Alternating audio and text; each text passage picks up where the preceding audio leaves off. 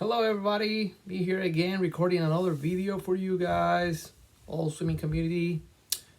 This video is specifically for those swimmers and parents and coaches that are gonna start the recruitment process for college. Um, so this topic for me is a little bit, I have a little bit of experience in this because I was coaching college back in Puerto Rico. It's not NCAA, but it is almost the same kind of process.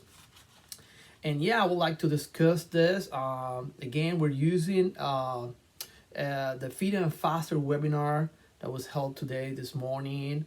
With none less that Sergio Lopez and Albert Subirats, both coaches for Virginia Tech University, both coaches, one from Spain, another from Venezuela. I know them from a long time. I've seen their swimming careers and coaching careers, and super great information for you guys. So let's start with Sergio Lopez, swimmer from Spain. He won bronze medal 1988 Seoul, Korea Olympic Games, 200 breaststroke. And then he went to his hometown in Barcelona to the 1992 Olympic Games. He got fourth place. He also qualified for the 1996 Olympic Games, but Spain decided to take only four swimmers, and he was not included in that group of four swimmers. He swam for the University of Indiana. University of Indiana has like the most historic, successful breaststrokers in NCAA, and he was part of that. After that, he went to be a head coach at West Virginia University from 2005 to 2007. And then in 2007, he went down to Florida and Jacksonville. Well, he was the head coach for the Balls swim program. Balls is one of the best high school programs all over the nation, all over the world. To give you an idea, he helped more than 200 swimmers getting into NCAA Division One, and swimmers like Ariana Kukors, Charlie Hudson, Ryan Murphy, and Caleb Dressel swam for him. Also, Joseph Schooling from Singapore, he also was swimming for him in balls. And after that, Singapore offered him the head coach position for the Olympic Games 2016 Rio. And if you don't remember Joseph Schooling, he was the one that won the 100 fly, the one that Michael Phelps was in. There is a nice story about a kid that was Michael Phelps. Michael Phelps was kind of his hero. And there is a nice picture, Phelps posing a picture with a kid. That's the kid that beat Michael Phelps, and the coach was none less that Sergio Lopez. And the other clinician, I know him not personally, but I know who he is because he is from Venezuela, and Venezuela and Puerto Rico are part of what we have is Central American Caribbean Games. And Albert, that's a butterfly specialist, but he can also swim. He used to swim the free and back too. He qualified for four Olympic Games: 2004, 8, 12, and 16. He was the world champion in the 55 in 2017. He qualified for many world championships. Eight-time NCAA champion, three individuals and five relays, and is the most decorated South and Central American games of all time. He is now joined with Sergio at Virginia State University. So, talking about college recruitment, there are some key terms that they bring to us in order to know better about college swimming. And they start telling you the PSA is what they call potential student athlete, and contact is what they call a face-to-face meeting between the coach and the potential student athlete. Evaluation is what they call is an in-person recruiting act, does not include face-to-face contact. Could be email, phone calls, internet, social media. And then the NLI is the National Letter of Intent. So NCAA has put some rules and regulations for recruitment, and April 15 is the date where the emergency legislation established the dead period in all sport.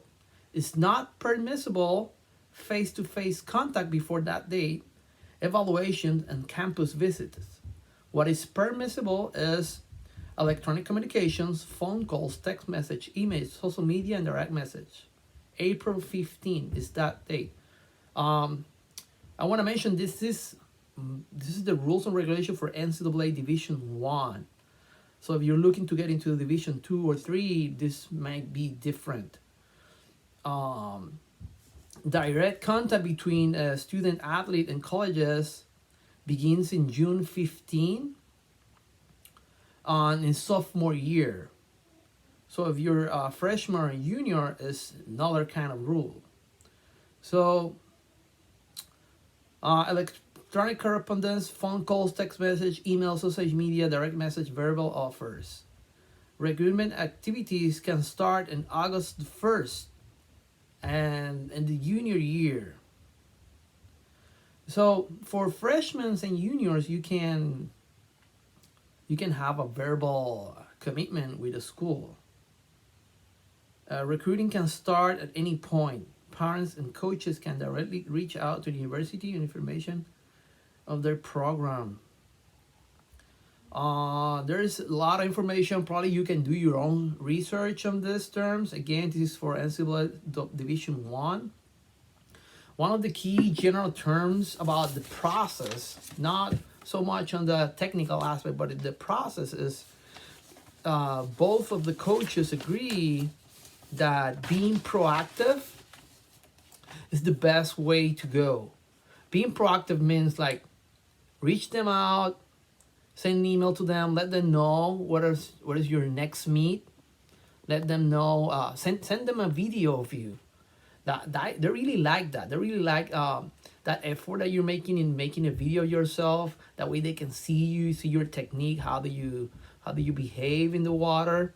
That is something that is very important. You have to understand. In a year, they can receive from 300 to 500 athletes trying to get into the program. So they're gonna reject a lot of those swimmers. They actually know when swimmers just have like a template of a letter and you just copy paste it and just change the name of the school and the coach. They know that. They deal with that like every single day. Year round, they're receiving letters not only from the States. They recruit internationally. And I know a little bit about that. When I was coaching in college in Puerto Rico, I really believe that half of my job was recruiting and the other half was coaching.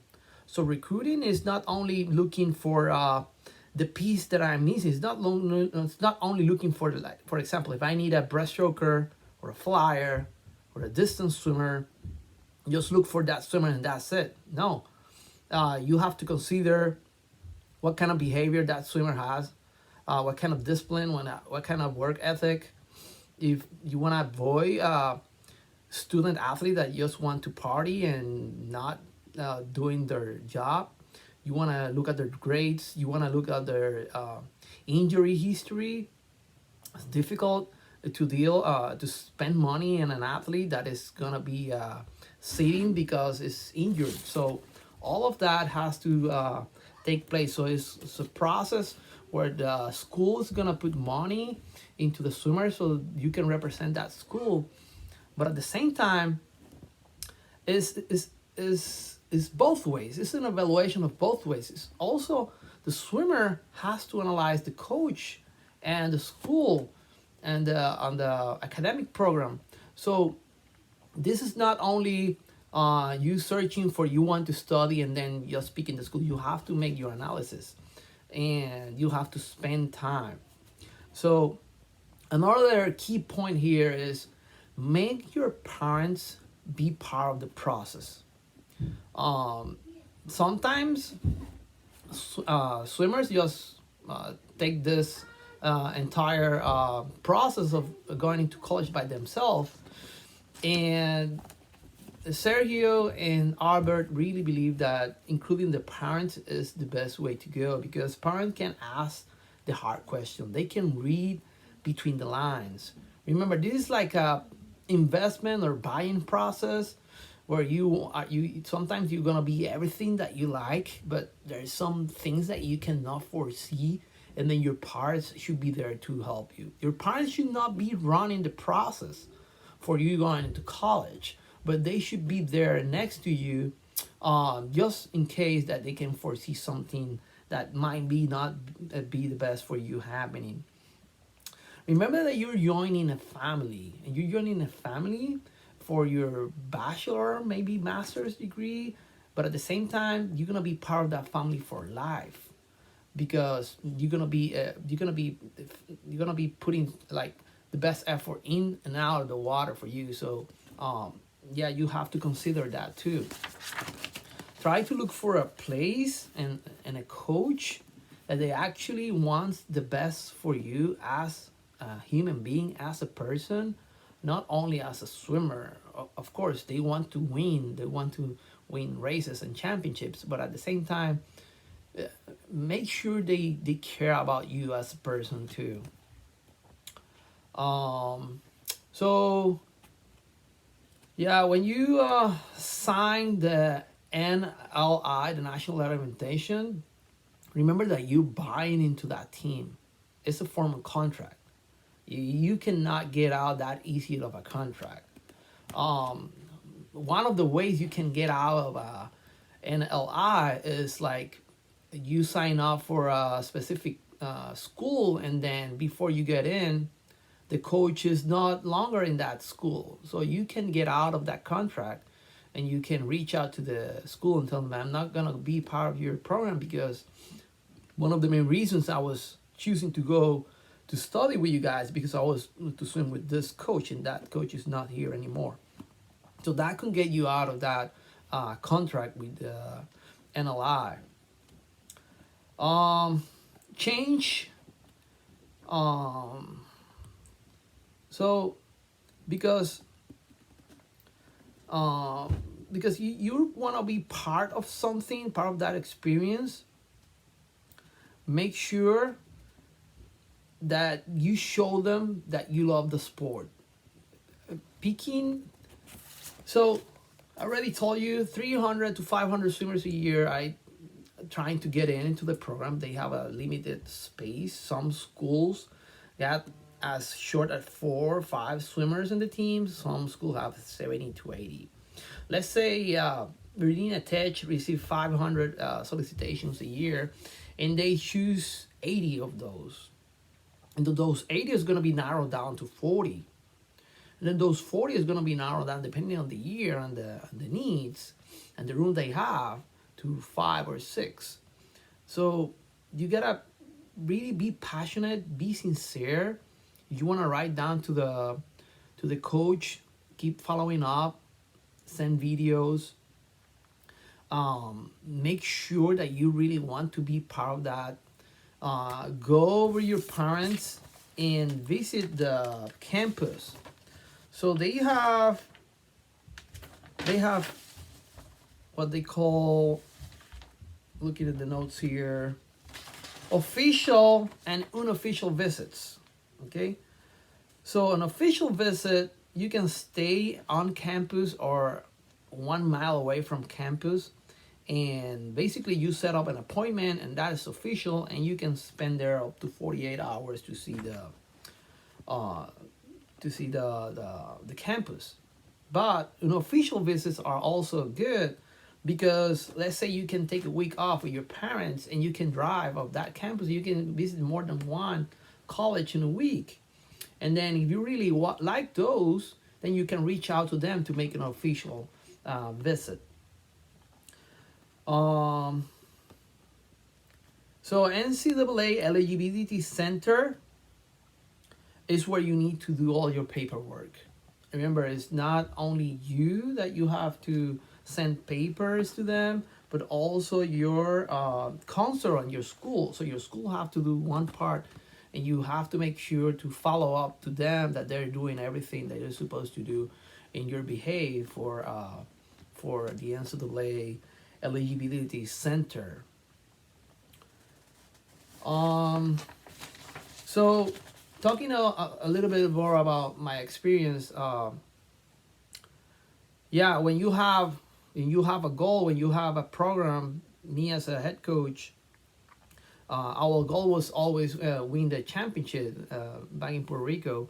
So putting all the pieces together was important, but putting the right training environment and choosing the right people was also important too. I had to reject a lot of swimmers, not because they want to get into the program. I should choose them. Have to choose carefully, and what kind of chemistry, what kind of positive things that swimmers are going to add to the program are also very important. And recruiting a person internationally is even harder because um, even though you can use the internet to connect with them, is not the same as having the person coming over and actually meet them.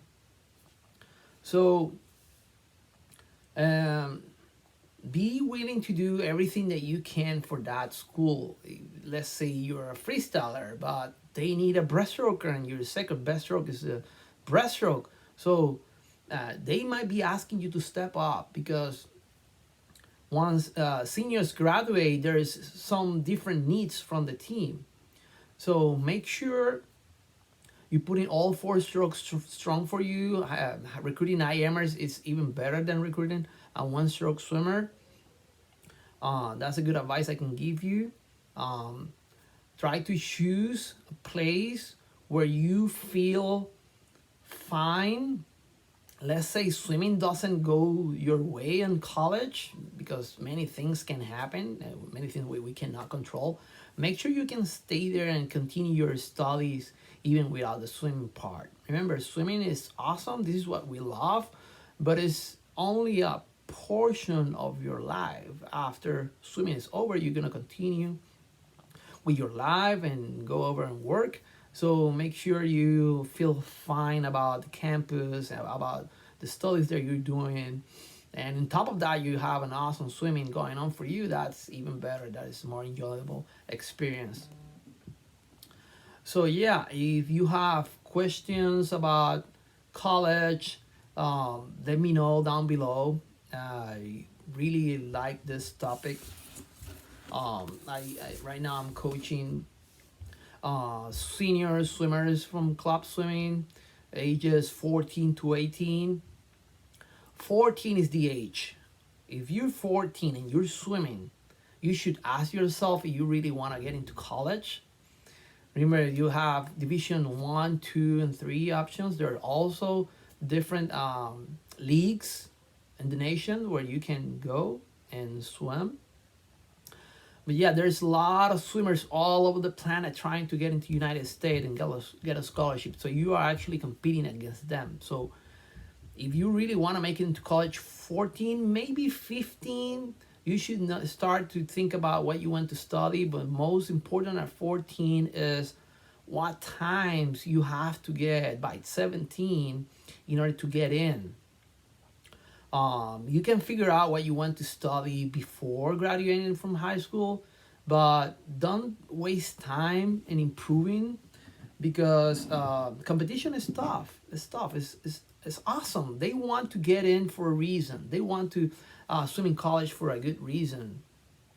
So if you really like high school swimming, you will love college swimming.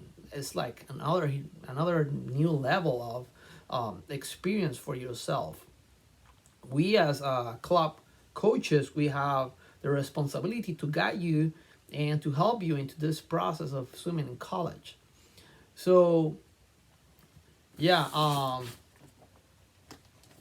really want to see more swimmers from our program getting into college. That will be awesome. That will be I will feel more than proud about that.